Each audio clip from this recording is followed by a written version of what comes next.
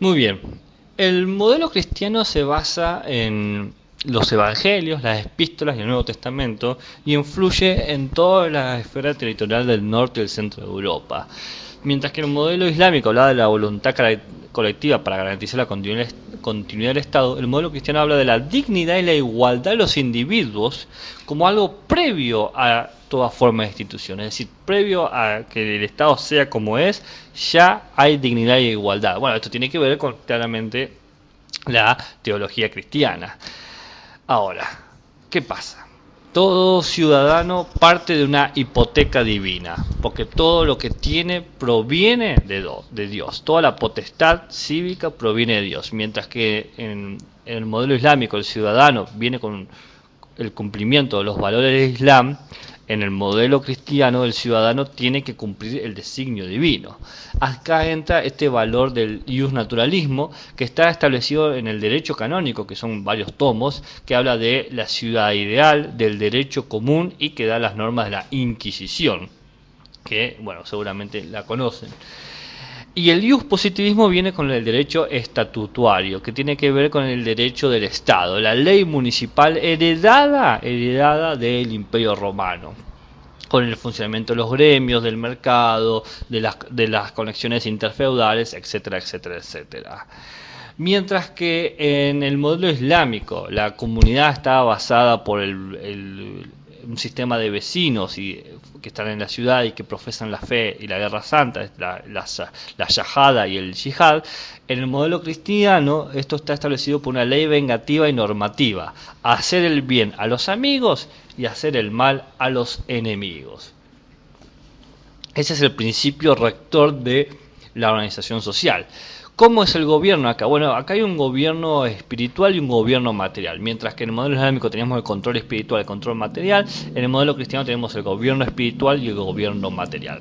El gobierno espiritual viene por la iglesia y este sistema burocrático establecido por la eclesiástica, ¿no?, que es el derecho canónico, y el gobierno material, que tiene que ver con el sistema de señores y siervos.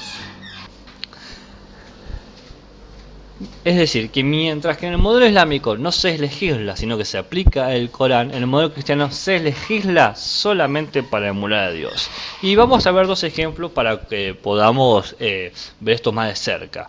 Al-Farabi, que fue un pensador islámico de 1870 a 1950, y San Bernardo de Claraval, que de 1090 a 1153. Están cercanos por un par de siglos. Para Al-Farabi, la política es preguntarse sobre cuál es el máximo bien del hombre y cómo puede conseguirse. Este máximo bien es la beatitud en el mundo futuro, en el paraíso. Y en ese paraíso está la máxima perfección, que es la contemplación del todo. Fíjense acá que hay elementos platónicos dando vuelta. ¿Qué hay que hacer? Hay que superar el estado de la indigencia de las tribus primitivas, y la umma, es decir, y la comunidad, debe ver lo inteligible, mientras que la madaña, es decir, los vecinos, tienen que cosechar una virtud filosófica, este ser social que solamente puede ser en la ciudad. El gobernante es un filósofo, es un profeta y es un legislador. Las tres cosas. Tiene la retórica y tiene la poética de las leyes para instruir a los ciudadanos, porque los ciudadanos no comprenden cómo debe organizarse la ciudad y por lo tanto el gobernante debe usar la retórica y la poética para instruirlos. Los ciudadanos son simples instrumentos y la ley es el medio para poder gobernar. Veamos el anexo de Al-Farabi.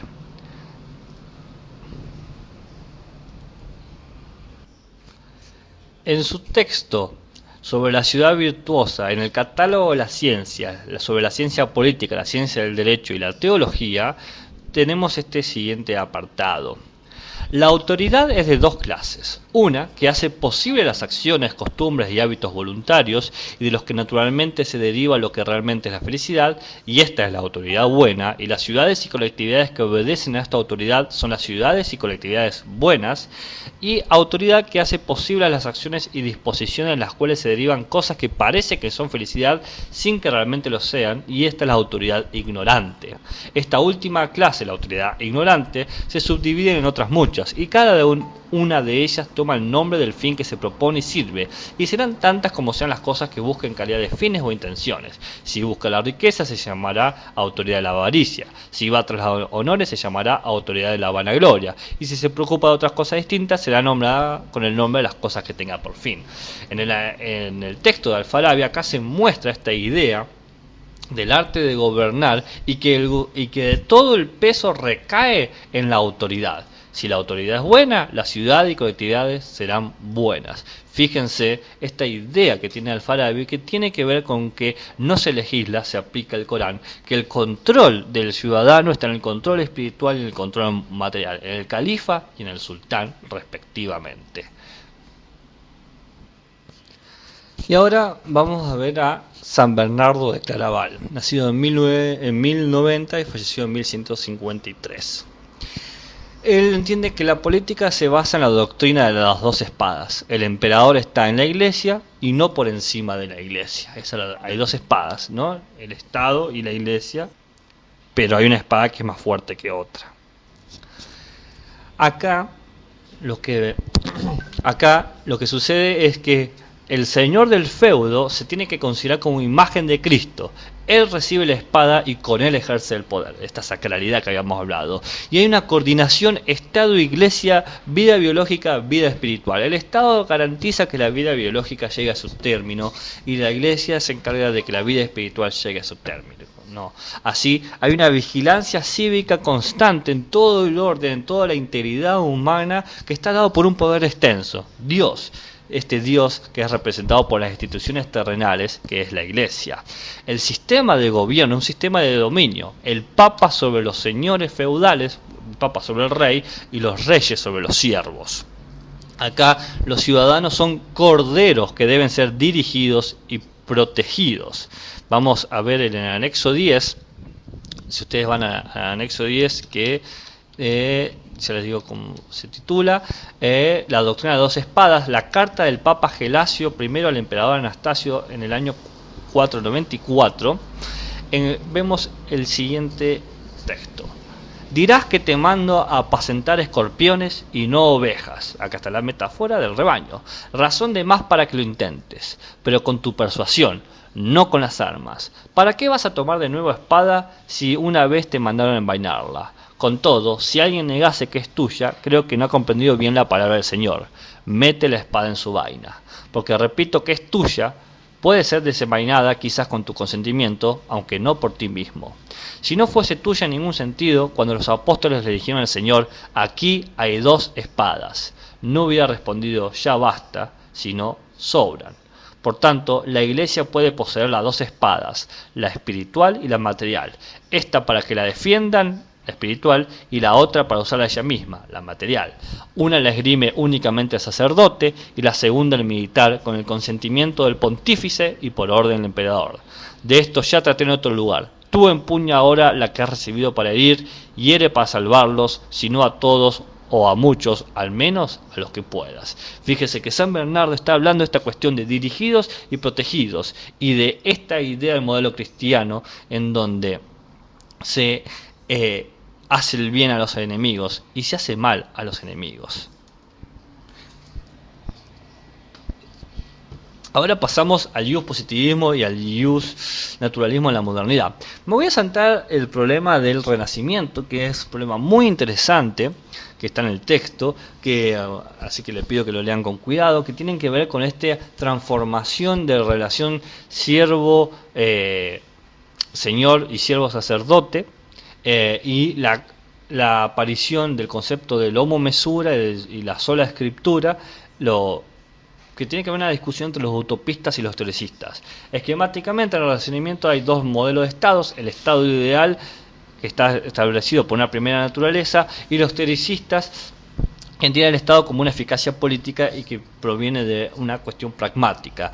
Quiere decir que esta oposición, Estado-naturaleza y Estado artificial que vemos los modernos, tiene su antecesor en, justamente el Renacimiento. Lo que me interesa del Renacimiento es que cuando se fragmenta el sistema siervo-señor por guerra civil, por el bandidaje, aparece un nuevo modelo que es el burgués. El burgués viene por los burgos son lugares de la ciudad, que está ocupado por siervos que ganaron riqueza por el comercio y que son urbanos y que aspiraban o que empezaron a ocupar cargos de administración en la institución pública. La modernidad tiene todo una cola detrás que viene con un descenso de la demografía, ¿no? Porque la peste negra que se llevó a 20 millones de personas y el movimiento de la migración del campo a la ciudad, es decir, hay una nueva migración. Antes tuvimos durante el medioevo una migración de la ciudad al campo, ahora tenemos una migración del campo a la ciudad, y hay un desgaste tecnológico con el sistema que hubo de la revolución agrícola islámica. Llegó a su máximo punto, una escasez del acuñamiento de metal y también una situación geográfica, el propio enfriamiento del globo. Todas estas situaciones contribuyeron al fragmentamiento del sistema siervo-señor y dieron lugar al Estado absoluto, que tiene todo el derecho sobre las personas y sobre el espacio, tiene el control total del territorio, es un sistema imperial y colonialista que reaplica el derecho romano y que busca un mercado unificado. Quizás el lema sería: la voluntad del príncipe tiene fuerza de la ley. Y tenemos dos autores fuertes en la modernidad, o que en este caso nos interesan más, que es Thomas Hobbes y Jean-Jacques Rousseau, ¿no? Que parten de dos ideas similares. Una es: existen dos estadios humanos, el natural y el civil, y que se impugna lo natural para instituir lo artificial. Bien, esa idea de instrumentalismo racional, uso la razón con un instrumento para poder lograr alcanzar algo más, que es la sociedad, el contrato social. Thomas Hobbes y Jean-Jacques Rousseau tienen claramente percepciones muy distintas. Quizás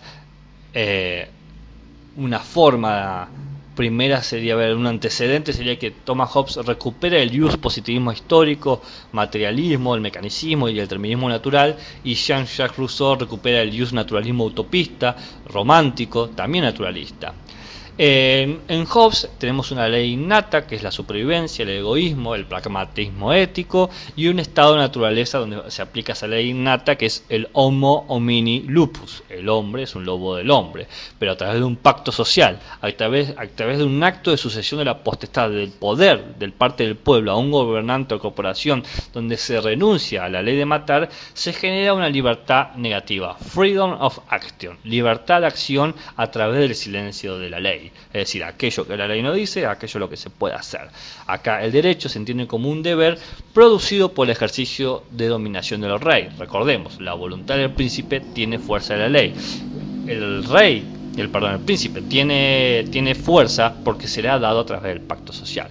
Frente a eso tenemos Jean Rousseau, que dice que en vez de una ley innata tenemos una etapa primitiva, una existencia sin trabas, una libertad absoluta, una perfecta igualdad que está representada con el noble salvaje, y que a través de revoluciones agrícolas y la invención de la propiedad privada surge la desigualdad humana que conlleva la pérdida de libertad. Frente a esta pérdida de libertad por el miedo a perder la propiedad privada, se genera el contrato social. Se cede a la comunidad ciertos derechos naturales para que esta comunidad lo devuelva de forma homogénea. Es decir, frente a la libertad negativa, la libertad de acción ante el silencio de la ley, tenemos la libertad positiva, la voluntad común, la ley que propone lo que todos podemos hacer. Acá se habla, en vez del derecho como el deber, del derecho como una voluntad general. Y ahí entra sentido las revoluciones burguesas, que son las revoluciones norteamericanas y las revoluciones francesas.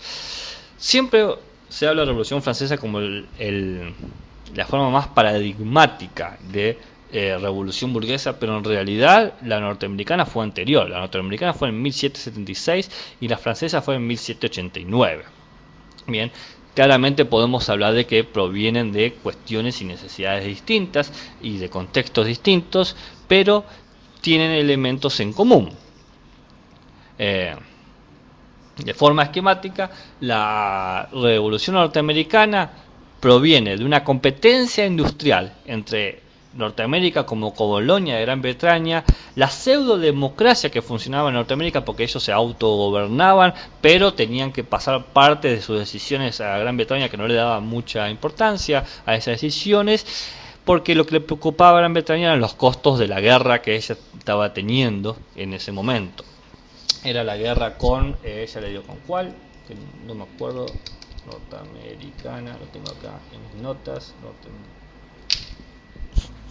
acá está, eran las guerras que tuvo durante el siglo XVIII, bien, en esta cuestión de limitar los territorios del sistema colonial que tenía el nuevo Estado absolutista.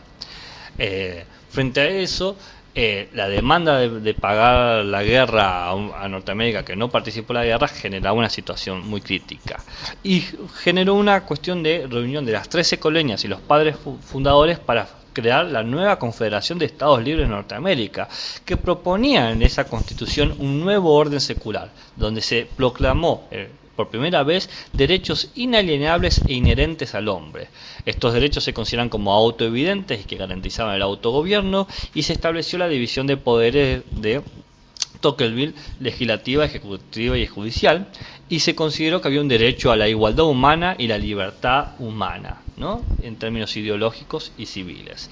Frente a eso tenemos la Revolución Francesa, que proviene de ciertas problemáticas que tenía Francia, como el privilegio monárquico sacerdotal sobre la demás población, el atraso industrial, la pérdida de tierras, el déficit fiscal, que llevó a que los estados generales, que estaban compuestos por el clero, nobles y el tercer estado, que serían todos los burgueses, generarse una reunión y crear una nueva constitución, una nueva noción, que en su preámbulo ya se establece una doctrina del derecho natural mesiánico y optimista, ¿no?, sobre el humano, y se demanda una vigilancia cívica por el poder extenso de Dios, por el poder extenso que sería Dios, que Dios representa acá en sus instituciones eclesiásticas. En esta nueva constitución, Dios ampara que los hombres nacen y permanecen libres y iguales en sus derechos. Hay igualdad cívica, igualdad jurídica, judicial, laboral, de conciencia, de expresión, de propiedad y de impuestos. Una cosa de locura, porque antes el tercer estado era el que abonaba todos los principales costos de vida del estado, del clero y los nobles.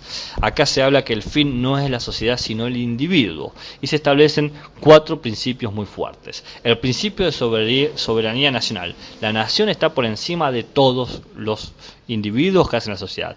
El principio de legalidad, que lo que la ley no prohíbe no puede ser impedido. Si no hay una ley que prohíbe específicamente, la persona lo puede hacer.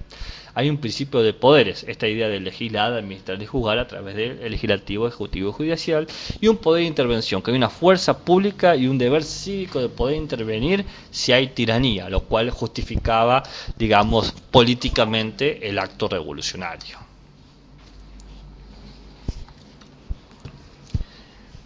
Luego de todas las transiciones de los derechos humanos, ¿no?, que nacen con la Revolución Francesa, tenemos la primera generación, después tenemos la segunda generación post Primera Guerra Mundial, la segunda generación post Segunda Guerra Mundial, que va a la par de ciertas nociones de Estado y de las funciones que debe cumplir el Estado de garantizar y promover los medios para cumplir los derechos humanos.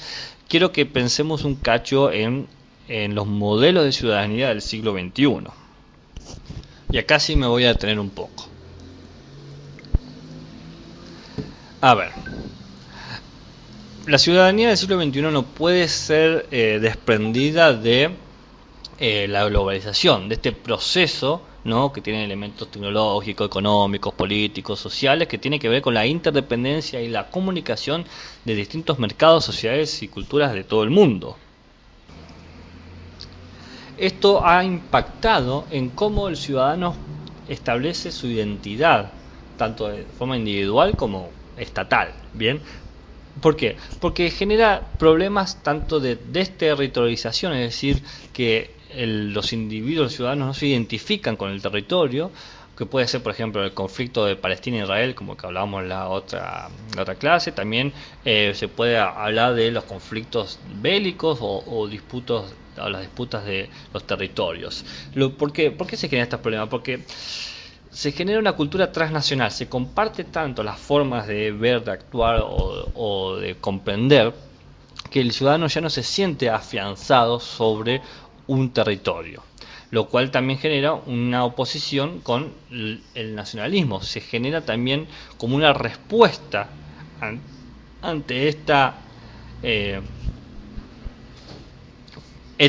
homogenización, ¿no? Donde se piden ciertos valores, que sería como una heterogenización, que se busca un aumento a la identidad y a la defensa de los valores locales, que lleva a la discriminación y a la xenofobia.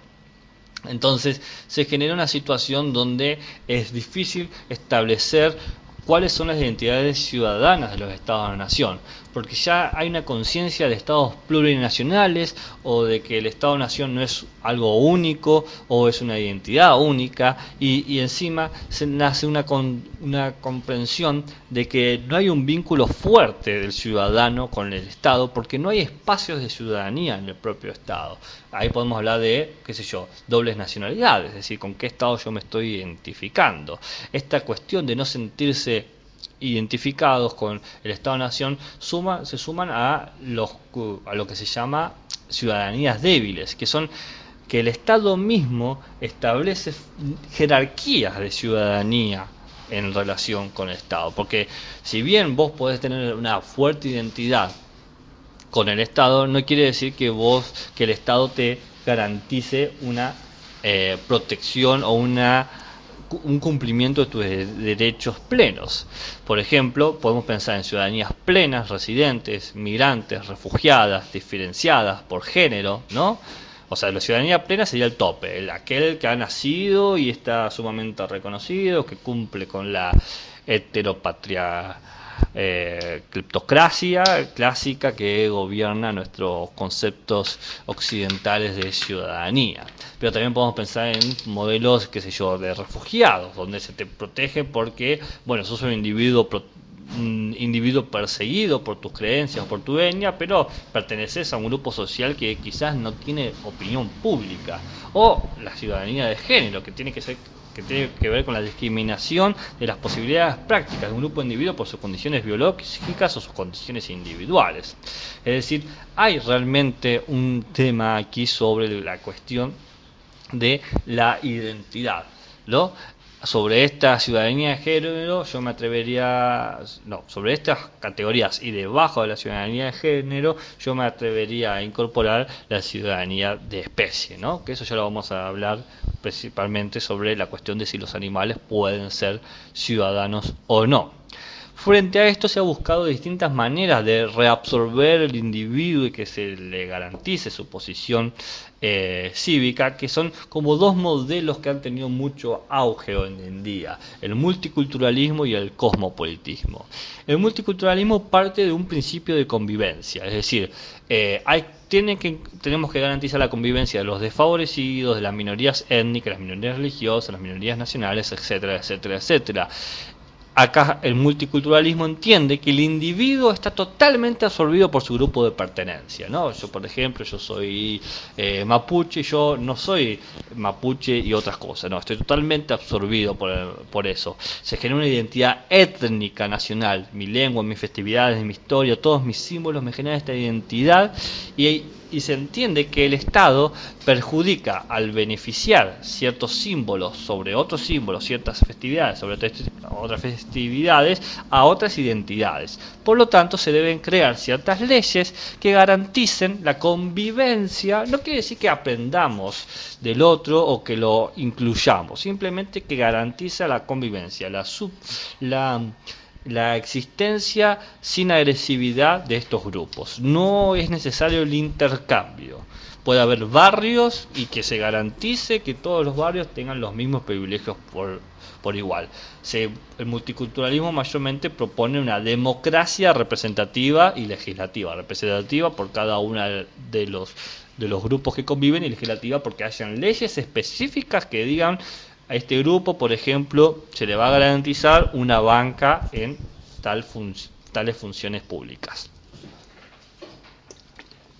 Frente a eso tenemos el cosmopolitismo, que en vez de partir de un principio de convivencia, parte de un principio de comunidad. Todos los humanos son ciudadanos del mundo, que esto es ya herencia del pensamiento kantiano. Acá se entiende que la globalización es un elemento vital para poder construir la paz perpetua.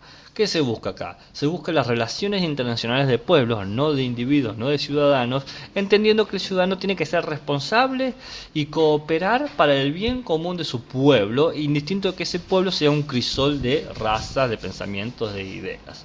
Lo que se promueve acá, en vez de una democracia representativa, es una federación de estados, como la ONU, por ejemplo, una unificación de los intereses y lealtades de las comunidades políticas del mundo. Bueno, eso sería todo.